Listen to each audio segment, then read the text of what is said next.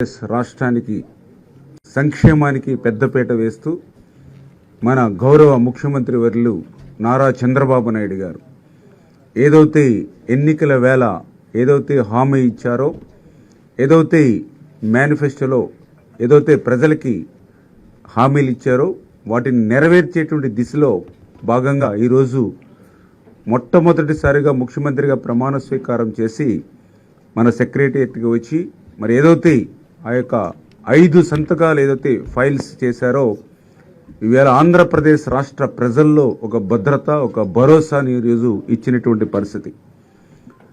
ఏదైతే పర్టికులర్గా మీ అందరికీ తెలుసు, ఆ రోజు ఎన్నికల ప్రచారంలో కానీ చాలా క్లియర్గా రేపు అధికారంలోకి వచ్చిన తర్వాత మొట్టమొదటి సంతకం డిఎస్సి మీద ఏదైతే పెడతానని చంద్రబాబు నాయుడు గారు తెలుగుదేశం, జనసేన, బీజేపీ తరఫున ఏదైతే మాట చెప్పడం జరిగిందో ఈరోజు దాన్ని నిలబెట్టుకుంటూ, ఎందుకంటే ఈవేళ యువత అనేది ఈవేళ ఈ రాష్ట్ర అభివృద్ధిలోగా చాలా కీలకమైనటువంటి పాత్ర.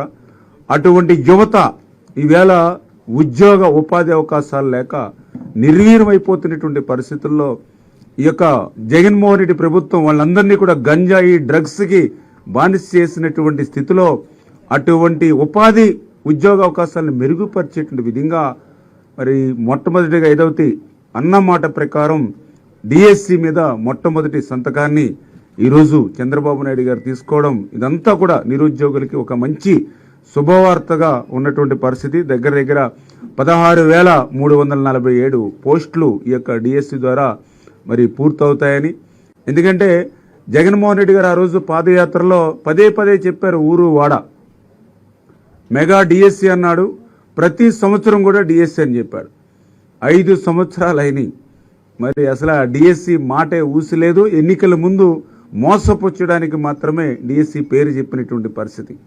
మరి అటువంటి మోసానికి, దగాకి మరి లేకుండా అధికారంలోకి వచ్చినటువంటి మొట్టమొదటి రోజునే డిఎస్సి మీద సంతకం పెట్టారని అంటే ఈవేళ ఇచ్చిన మాటను నిలబెట్టుకునేటువంటి ప్రభుత్వం తెలుగుదేశం, జనసేన, బీజేపీ, ఎన్డీఏ ప్రభుత్వం అని చెప్పి ఈ సందర్భంగా తెలియజేసుకుంటూ